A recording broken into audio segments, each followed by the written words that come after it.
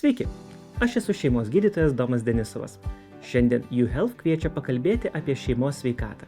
Mūsų tikslas šioje paskaitėlių serijoje – supažindinti jūs su dažniausiamis šeimos sveikatos problemomis, su įvairiais tyrimais ir padėti suprasti, kada laikas kreiptis į gydytoją, o kada dar galima gydytis namuose.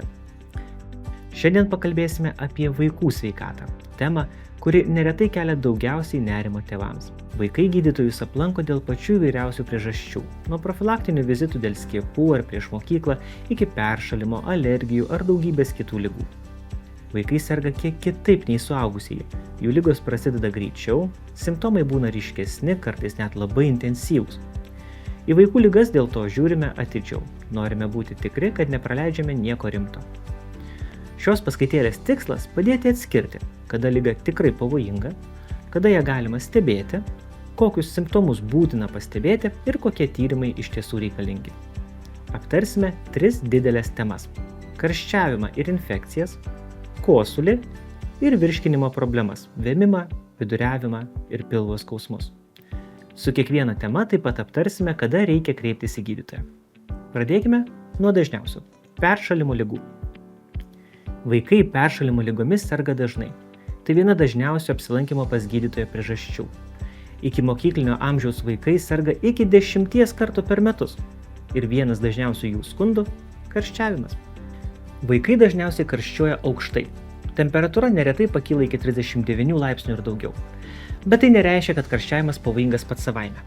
Karščiavimas yra organizmo gynybos reakcija, padedanti jam kovoti su virusais ir bakterijomis. Tad, jeigu vaikas žaidžia, reaguoja, bendrauja, geria skysčius, arbatą ar sultis, nėra dusulio, stipraus skausmo ar odos bėrimų, pats karščiavimas nėra pavojingas. Gydome ne temperatūrą, o ją sukėlusią ligą. Bet kada karščiavimas tampa pavojingas? Būtina kreiptis į gydytoją, jeigu karščiuoja kūdikis iki 6 mėnesių, būtina gydytojo apžiūra. Vaikas tampa vangus, sunkiai prabudinamas. Jeigu atsiranda kaklo rigidiškumas, negalėjimas palenkti galvos, jeigu sunku kvėpuoti, lūpos mėlynuoja, arba atsiranda nuolatinis, neįprastas, ypatingai kūdikių, verksmas. Taip pat, jeigu bet kokiam žmogui atsiranda bėrimai, kurie neišnyksta paspaudus, įtariame meningokokinę infekciją. Taip pat būtina kreiptis į gydytoją, jeigu karščiavimas trunka ilgiau negu 3 dienas be pagerėjimo arba jeigu neveikia vaistai nuo temperatūros. Kokios yra dažniausios karščiavimo priežastys? Žinoma, virusinės infekcijos, pavyzdžiui, gripas, adenovirusas, enterovirusas. Jų daugiausiai rudenį ir pavasarį, bet susirgti galima visus metus, ypač keliaujant. Jų kolegos – bakterinės infekcijos, angina, plaučių ar ausų uždegimas, šlapimo takų infekcijos. Jos dažniausiai seka paskui virusus, sukeldamos komplikacijas. Kur kas rečiau karščiavimas sukelia autoimuninės ligos. Jos dažniausiai pasireiškia užsitęsusiu ar banguojančiu karščiavimu ir pareikalauja atidaus gydytojų ištyrimo. Gydymas visada priklauso nuo pagrindinės ligos, bet pakilus temperatūrai virš 38,5 ją reikėtų sumažinti. Tam naudojami antipiretikai – paracetamolis, ibuprofenas. Taigi namuose reikėtų turėti paracetamolį arba ibuprofeną su tinkama vaiko amžiui forma, mažiausiasiems žvakutės, vyresniems sirupai, o virš 12 metų tabletės. Paracetamolis ir ibuprofenas dozuojami pagal svorį, o ne pagal amžių. Atkreipkite dėmesį į vaistų instrukciją.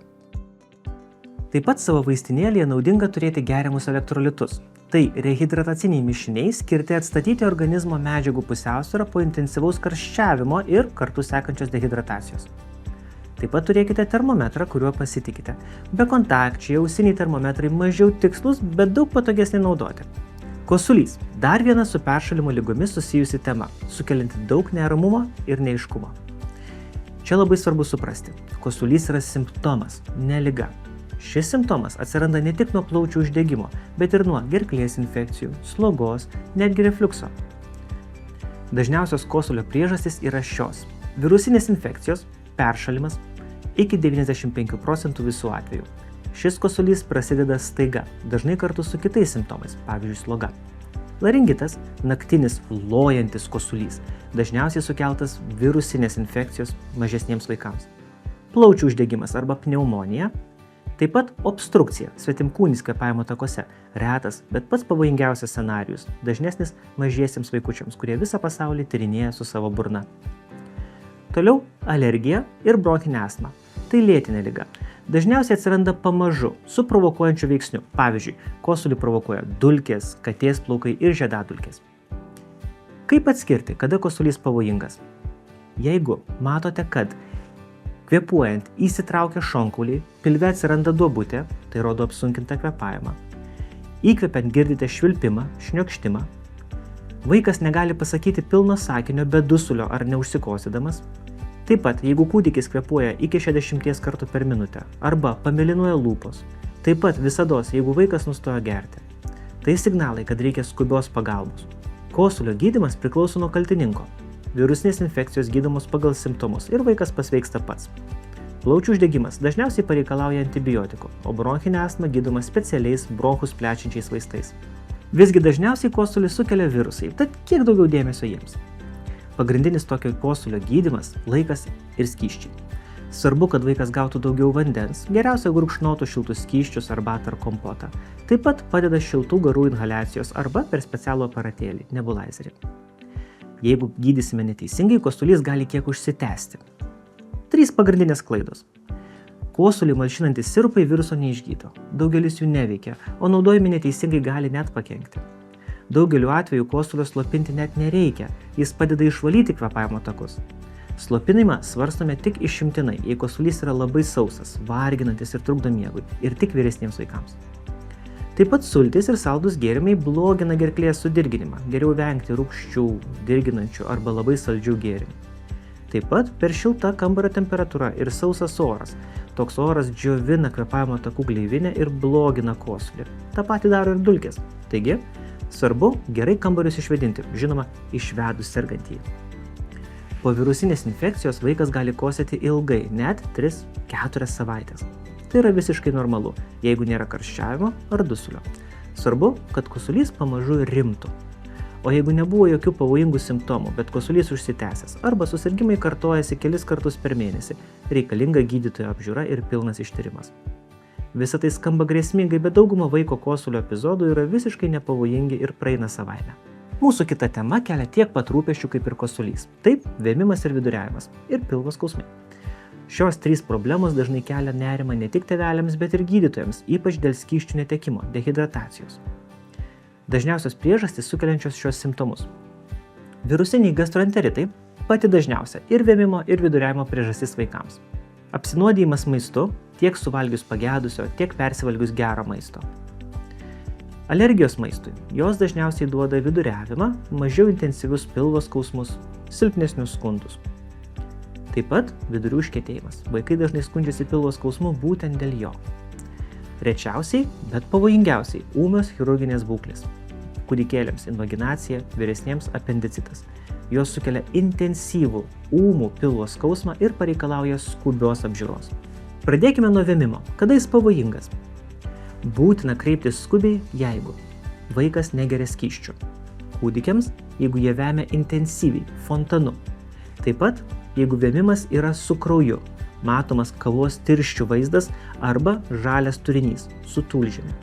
Taip pat, jeigu vystosi dehidratacijos požymiai, tai yra sausėja lūpos, įkrenta akys, atsiranda juosvi paakiai arba vaikas mažai šlapinasi. Tokia būklė pareikalauja dažnai skubios gydytojo apžiūros. Viduriavimas – mūsų sekanti tema. Kas svarbiausia? Viduriavimą sustabdyti yra sunku, o kartais ir neįmanoma. Tad mūsų tikslas – atstatyti prarastus skysčius. Pavojingi simptomai labai panašūs į vėmimo. Jeigu vaikas viduriuoja daugiau negu 8 kartus per dieną, jeigu negeria skysčių, jeigu išmatose atsiranda kraujo pėdsakų arba kartu yra pilvo skausmas, būtina skubi gydytojo apžiūra. Galiausiai pilvo skausmas. Kada turėtų būti neramu? Jeigu pilvo skausmas yra dešinėje apatinėje pilvo dalyje, jeigu vaikas neleidžia liesti pilvo, pilvukas įsitempęs, jeigu skausmas dienos eigoje stiprėja, vaikas susirietęs, nebendrauja, taip pat jeigu pakyla aukšta temperatūra, atsiranda vėmimas arba išmatos tampa kraujingos. Tokiam intensyviam pilvo skausmui būtina gydytojo apžiūra. Geriausia – pilvo chirurgo priėmimo skyriuje.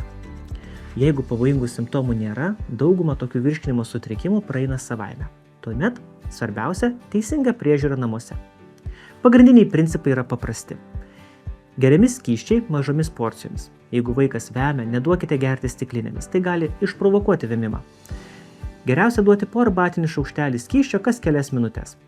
Labai tinka elektrolitų tirpalai, rehidrataciniai mišiniai. Taip pat negazuotas mineralinis vanduo, nesaldintos arbatos. Reikėtų vengti sulčių, limonado, labai saldžių gėrimų, nes jie gali tik pabloginti viduriavimą. Maistas, jeigu vaikas nori.